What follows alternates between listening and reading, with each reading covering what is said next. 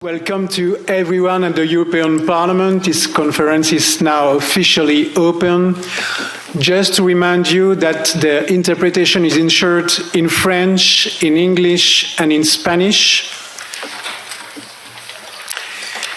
Is it possible to save the planet? Are we able to do it? Are the promises for a Green Deal and the climate law enough to win the climate battle? Is there sufficient serious commitment to allocate enough budgetary and financial resources to make a Green Deal a success? That's what we will ask to our panel of European experts. This afternoon, political leaders, experts in climate science, economics and law, young climate strikers, citizens, we are all here at the same place to exchange because our fight would be the same, to find concrete solutions to face the climate change.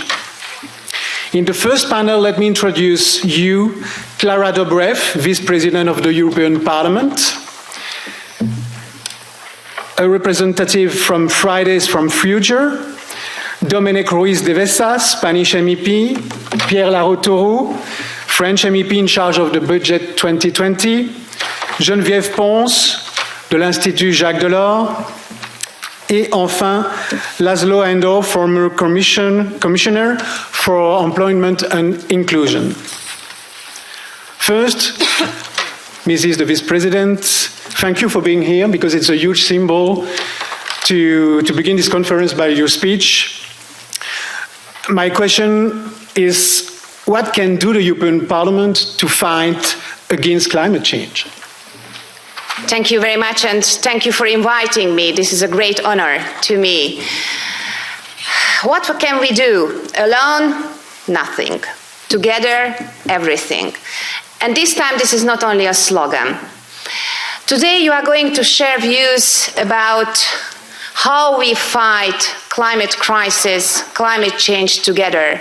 And you'll hear a lot of people speaking, experts, scientists, politicians.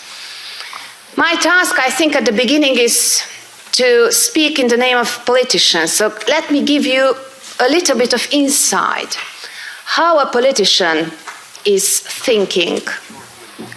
What can be our challenges? Because I'm a politician. So the reason why European people voted for us was because they want us to respond to their questions. They want us to address their worries. But at the end of the day, because they want us to deliver. And we want to deliver. Every normal politician wants to deliver.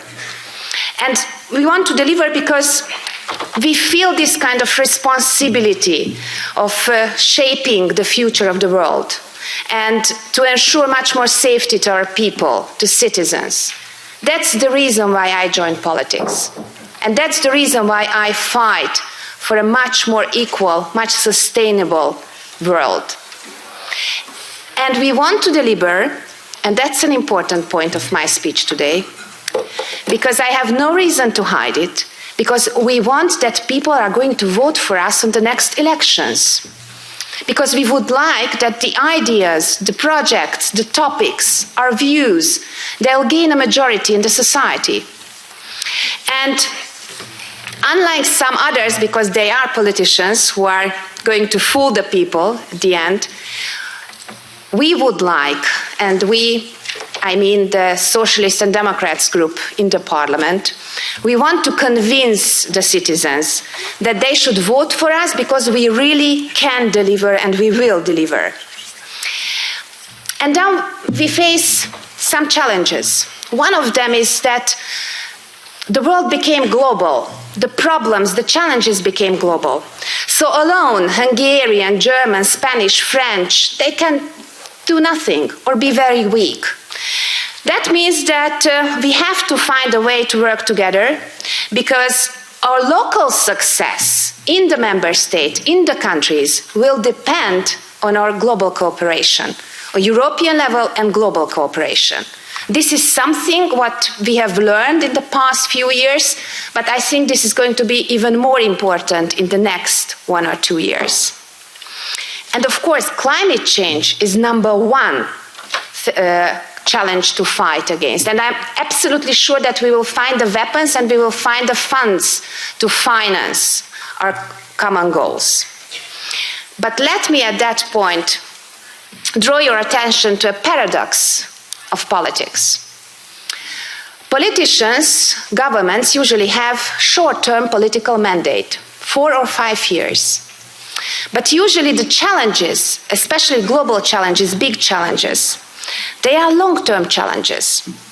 So that's the reason why short-term political mandate influences politicians in their decisions. Because long-term achievements, to perceive, to understand, it comes to the end of the term. And that's one of the reasons that many politicians have not dared yet to address long-standing issues. And of course, financing, to find the funds now, it's a short-term task. To see the results, to see the climate change to be fighted and to be dealt with, it's a long-term result. I said this is a paradox of a democratic politics. Short-term political mandate, long-term achievable goals. But now there is something around us, something is happening. And have a look around the world and around Europe. Every day or every Friday, a vast mass of clearly and mostly young people appeared on the streets, on the political scene, as an activists, as experts, as young politicians. And in front of our eyes, they became a game changer. They became a game changer because they have been very successful to exert a pressure on us, politicians. This pressure is that if you do not address the long-term challenges, you will lose your short-term political mandate. And I think this is fantastic. And I think this is fascinating. So I'm really grateful to the whole movement. I'm really grateful that you have made the majority of the politicians to long-term thinking and to make them understand that their political career will depend whether they do address and deliver these long-term challenges or not. And I think the world will change to the better in front of our eyes. And I think it's wonderful. And I do understand that many still don't see these problems. That they say there is no climate change, this is a hoax, fake news, or how you call it. I don't know whether they are cynical or they are dumb, maybe sometimes cynical, sometimes dumb, but to tell you the truth, I don't care, because the only thing what I care about is that those people who gathered here together, they are not dumb. And I have an evidence for it, because dumb people do not want to learn. And we are here to learn, to listen. You remember the words of Greta Thunberg? She said, "Don't listen to me, listen to the scientists." And that's exactly what we have to do. We have to listen to scientists, to experts, to activists who are doing it for long years, and we have to learn, and we have to be open to all kinds of solutions. We have to be open to all options. That's our task as politicians, and that's our task in the European Parliament as well. But wait, not all type of solutions. I think there are some which are unacceptable. I will never support programs, projects in the future who wants, on those politicians who wants the price to be paid by the poor people, by the most vulnerable ones. It's a politics which is coming back again and again. The price of the big economic crisis was paid by average people. A lot of them went bankrupt. And on the other hand, look what happened in the last 10 years. The rich became even richer. And now we are in front of the same challenge. These are the people whom we lost. We lost a lot of them who went to populists, who of course promised a short and easy way to heaven. but that's not what we would like. So that's why, and I speak of course on my behalf, but I'm almost sure that my fellow members of the parliament in the S&D group do agree with me, that we will not support any type of solution of funding which is again the burden of the poorest people. So this is the only condition.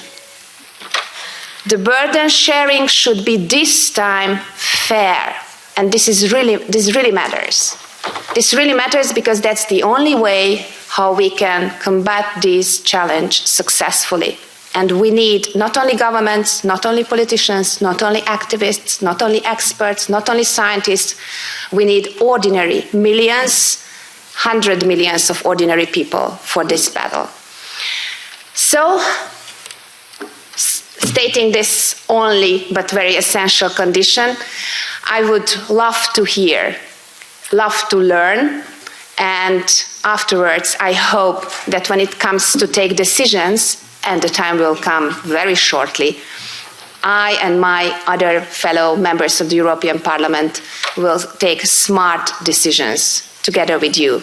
And thank you very much for this help, and thank you very much for your work. Thank you.